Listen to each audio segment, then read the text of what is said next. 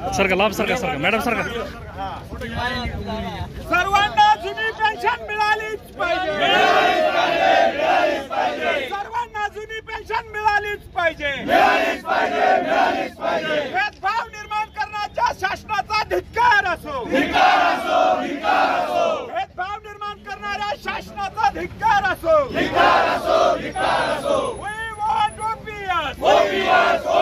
We want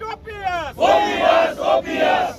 Marathwada शिक्षक संघाचा मराठवाडा शिक्षक कंठशोष करून सांगत आहे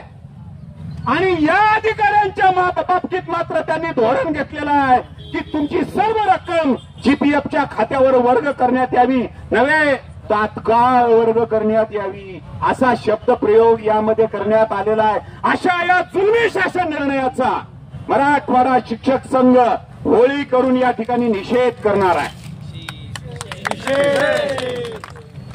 अनुदानाचा प्रश्न आहे 65,000 शाळेत शिक्षकांचा प्रश्न आहे मराठवाड्यातल्या महाराष्ट्रातल्या बेरोजगार तरुणांचा प्रश्न आहे जीवनाच्या सर्वच क्षेत्रात प्रशासनाचा आकार अतिशय छोटा होत चाललेला आहे 10 वर्षापूर्वी ज्या ठिकाणी 25 लोक काम करत होते त्या ठिकाणी आज 7 ते 8 लोक काम करतायत उपस्थित असलेल्या मनुष्यबळावरच कामाचा अतिरिक्त ताण येऊ लागलेला आहे म्हणून आपली मूळ मागणी आहे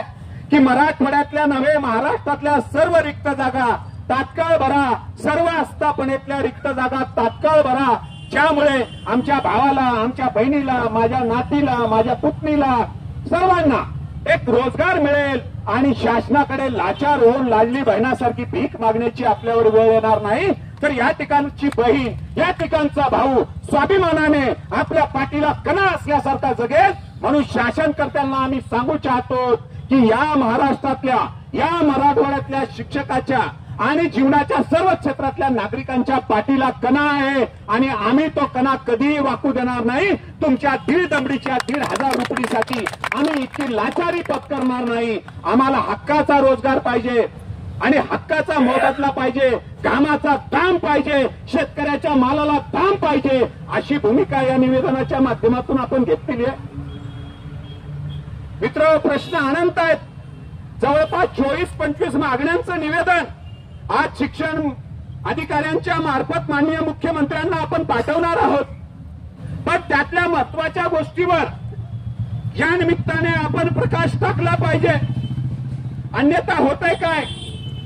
ठेवेली अनंती तैसेची राहावे चित्त असू द्यावे समाधान आणि आपणही म्हणतो चटणी भाकरी खावे पण आनंदात राहावे म्हणजे माझ्या विनाअनुदानित शाळेवर शिकवणाऱ्या शिक्षक बांधवांना शिक्षक भगिनींना पुरणपोळी का करू लागते अनुदानावरचा शिक्षक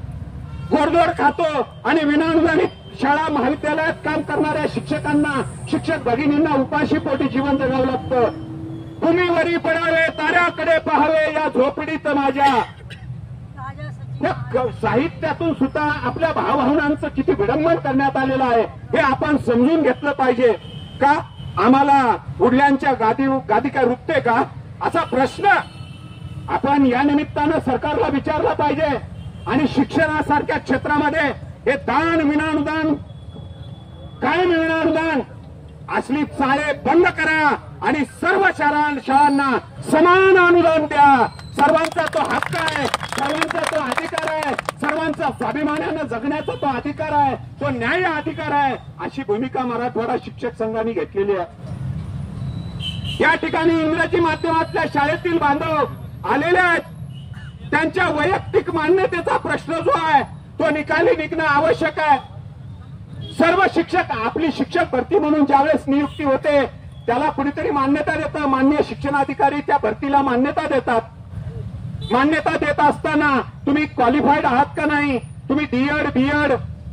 बीपीएड काही केलेलं आहे का नाही हे तपासलं जातं तुम्ही क्वालिफाईड आहात का नाही तुम्ही इलिजिबल आहात का नाही तुम्ही कॅटेगरीमध्ये बसता का नाही या सर्व गोष्टी बघून तुम्हाला मान्यता दिली जाते पण अशा पद्धतीची प्रक्रिया इंग्रजी माध्यमांच्या शाळांमध्ये होत नसल्यामुळे त्या ठिकाणी गुणवत्तापूर्ण शिक्षकांची भरती होतेच याची शाश्वती देता येत नाही त्यामुळे आमच्या विद्यार्थ्यावर आमच्या सर्व विद्यार्थिनीवर मोठ्या प्रमाणात ज्ञानाच्या पातळीवर विपरीत परिणाम होणार आहे, अशी भूमिका येणाऱ्या काळात मराठवाड्यातला शिक्षक, मराठवाड्यातला शेतकरी, मराठवाड्यातला कष्टकरी, मराठवाड्यातली भगिनी येणाऱ्या काळात घेणार आहे. हे काम आपल्याला करावं लागणार आहे, नव्हे ते आपण काम करणार आहोत, हे बी आपण या निमित्तानं समजून घेतलं पाहिजे. तुम्ही बऱ्याच जणांनी ऐकलेलं असेल, मी नेहमी म्हणतो, उत्तम कांबळे अखिल भारतीय मराठी साहित्य संमेलनाचे अध्यक्ष होते, त्यांची एक फार सुंदर कविता आहे. एकटी मी गेले बाई झाड हाललं नाही, एकटी मी गेले बाई झाड हाललं नाही, दुकटी मी गेले बाई झाड हाललं नाही,